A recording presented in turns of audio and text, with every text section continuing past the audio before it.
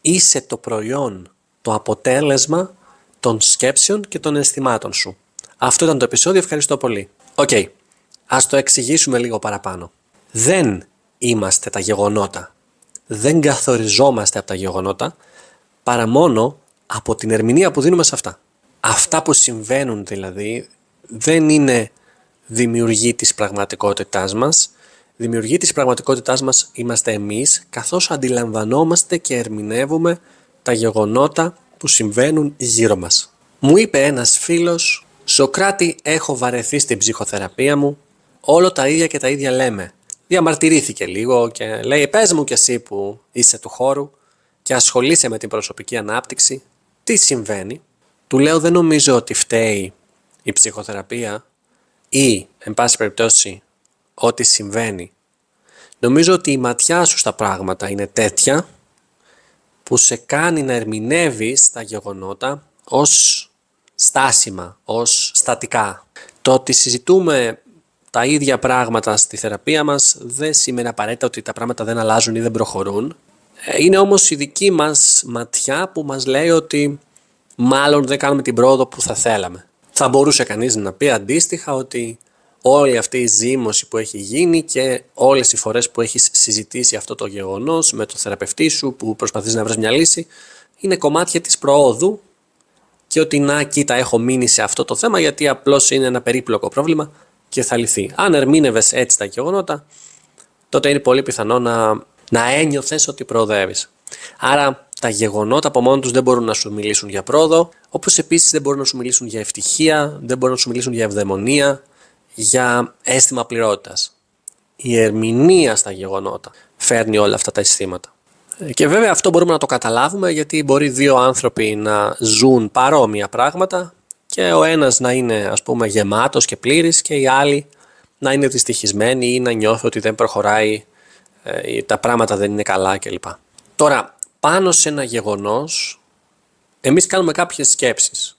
Αυτές οι σκέψεις είναι πάρα πολύ πιθανό να μας προκαλέσουν συναισθήματα, να νιώσουμε δηλαδή κάτι, και πάνω σε αυτό που νιώθουμε να κάνουμε ή να μην κάνουμε κάποια δράση.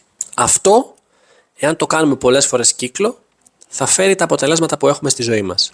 Αν δεν έχετε αρκετά χρήματα, αυτό σημαίνει ότι κάνετε κάποιες σκέψεις, συναισθήματα και συμπεριφορές που φέρνουν αυτό το αποτέλεσμα. Ρίχνω δηλαδή μία συστημική ματιά στη ζωή σου και στη δική μου, έτσι.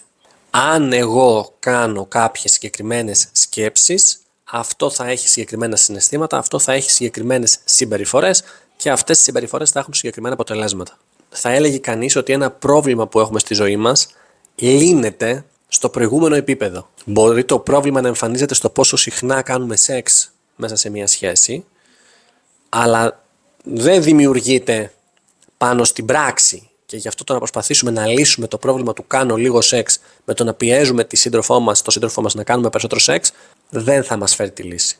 Τα προβλήματα λύνονται ένα επίπεδο πιο πίσω. Τώρα, μια άλλη παγίδα είναι ότι θεωρούμε ότι οι σκέψεις μας είναι και η πραγματικότητα. Επειδή σκεφτόμαστε με αυτόν τον τρόπο, τότε έτσι είναι. Αν είστε σε αυτό το επίπεδο, καλό θα ήταν να πάρετε κάποια υποστήριξη, να μιλήσετε με κάποιον coach ή θεραπεύτρια ή οτιδήποτε, για να αρχίσετε να σπάτε την βασική πεποίθηση που σίγουρα σας κρατάει πίσω, που είναι ότι εγώ ξέρω.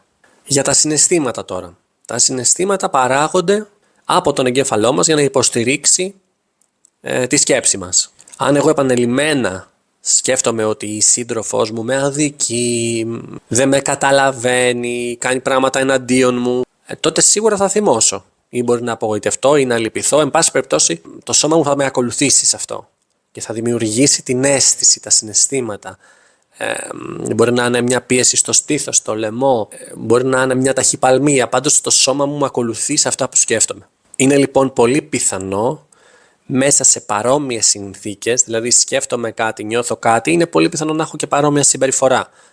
Θα κάνω τελικά περίπου το ίδιο πράγμα. Άρα αν αλλάξω εγώ τη σκέψη μου, θα αλλάξουν τα συναισθήματά μου και άρα θα αλλάξει η συμπεριφορά μου. Οπότε τώρα μιλάμε για το πώς μπορώ να αλλάξω τη σκέψη μου. Αυτό είναι αρκετά δύσκολο, έτσι. Ή μήπως αυτή είναι μια σκέψη που κάνω. Άρα ξεκινούμε με την αμφισβήτηση. Θα πρέπει να σας πείσω κάπως ότι δεν ξέρετε τίποτα. Αν σας πείσω ότι δεν ξέρετε τίποτα, ανοίγω μια πολύ μεγάλη ρογμή στην πανοπλία του έτσι είναι τα πράγματα και δεν αλλάζουν, και από εκεί μπορούμε να ξεκινήσουμε μια διαδικασία πεπιθοπλαστικής. Αυτό κάνουμε σε αυτό το podcast.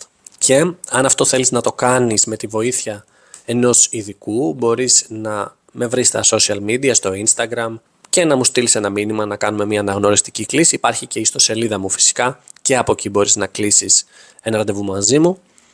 Και βέβαια έχουμε και την δυνατότητα να συμμετέχεις στην δωρεάν κοινότητα που έχω, που λέγεται Ανθρώπινοι Δεσμοί, όπου εκεί, αν δεν έχεις την οικονομική δυνατότητα να με βλέπεις ατομικά, μπορείς να έχεις τη δυνατότητα να με γνωρίσεις μέσα στην κοινότητα και βέβαια να γνωρίσεις και άλλους πολύ αξιόλογους ανθρώπους που συναντιόμαστε και κάνουμε δράσεις, εκ των οποίων πολλές είναι και δωρεάν. Στην περιγραφή λοιπόν του βίντεο θα έχω την ιστοσελίδα μου, τα social media μου και έναν σύνδεσμο για να σε πάει στο Viber για να μπεις στην κοινότητα των ανθρώπινων δεσμών.